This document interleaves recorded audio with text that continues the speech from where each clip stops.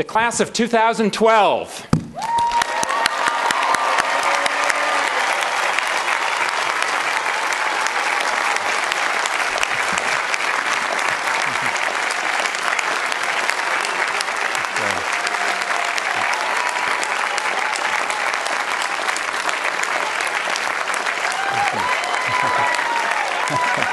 Okay.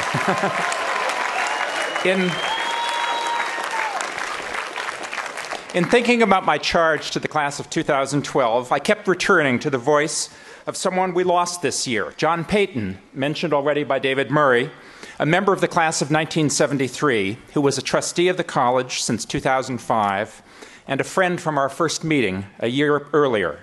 7 years ago, John was the principal speaker here at commencement, where he called on members of the class of 2005 to recognize diversity as an indispensable democratic value in a post-September 11 world. Arriving on campus as one of only 5 black students at the college in 1964, John recognized that change needed to happen. He was centrally involved in the establishment of what we now know as the Office of Black Student Affairs and the Intercollegiate Department of Africana Studies. A mathematics major at the college, he took several years off before graduating to build the Black Student Admissions Program for all the Claremont colleges. After graduating, John spent a year on a prestigious Watson Fellowship in Africa, received a law degree from Harvard, joined a major law firm where he became a leader in civil rights law. One of his most important accomplishments was to develop the strategy for the successful defense of college and university affirmative action programs and admissions in the University of Michigan Grutter and Gratz cases, including arguing the former before the Supreme Court. John led a number of other critical civil rights cases as the head of the NAACP Legal Defense Fund before his untimely passing earlier this year.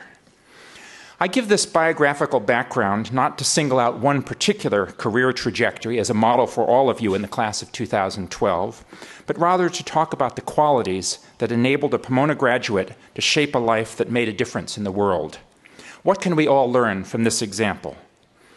The first lesson is to act passionately. Find a cause or an issue that really matters, discover a way to make a difference, perhaps on a local level or occasionally on a large scale. Some of you will eventually move into leadership positions that will have national or international impact.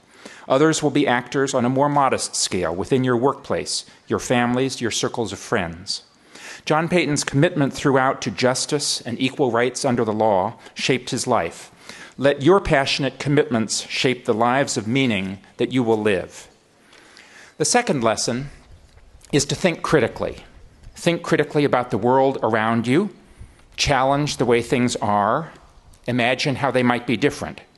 But another part is to think critically about yourself, to look at your own motives and actions and see whether they are helping to move things forward in the most constructive fashion. John Payton was an idealist, yes, but he was also a pragmatist, looking at a situation or a case, figuring out the strategy to achieve the best possible outcome given the present flawed system in which we all live. A key to his successful affirmative action strategy for the University of Michigan was to bring the armed services in to testify to the importance of diversity in their ranks, not because the armed services were paragons of behavior, but because they could help him achieve his particular pragmatic goal of winning the case. I've recently been reading a book called Thinking Fast and Slow by psychologist Daniel Kahneman, who won the 2002 Nobel Prize in Economics. Kahneman's work explores the central question of how our brain works, how we answer questions, make decisions, and take actions. He argues that we have 2 systems within us. System 1 involves thinking fast, reacting instinctively to a situation or question, using rough rules of thumb based on our experiences and our intuition to make a decision. System 1 is our primary way of thinking about the world, and its quickness has evolved over time because of the need to react immediately to danger. It serves us well as a primary way of thinking, but can also lead us into mistaken and irrational approaches. System 2, on the other hand, helps us to think slow, analytically explore alternatives, use logic carefully, question our gut feelings, bring evidence to bear in a thoughtful fashion. Kahneman calls System 2 lazy. It takes effort to engage it. but it helps to keep us out of traps where our instinctual response from System 1 can lead us. A simple and classic example given by Kahneman is the Linda problem. Consider the following description. Linda is 31 years old, single, outspoken, very bright. She majored in philosophy, maybe at Pomona College. As a student, she was deeply concerned with issues of discrimination and social justice, and also participated in anti-nuclear demonstrations. Now, Kahneman asks a question that I pose to you. Which is a more probable statement about Linda? First, Linda is a bank teller. Or second, Linda is a bank teller and active in the feminist movement. Think about this for a moment. Most of you probably immediately responded that the second description, a feminist bank teller, is more likely. The first statement, that she's simply a bank teller, seems inconsistent with our stereotype of what activist students turn into, whereas adding a detail about Linda being a feminist seems to make the story more plausible.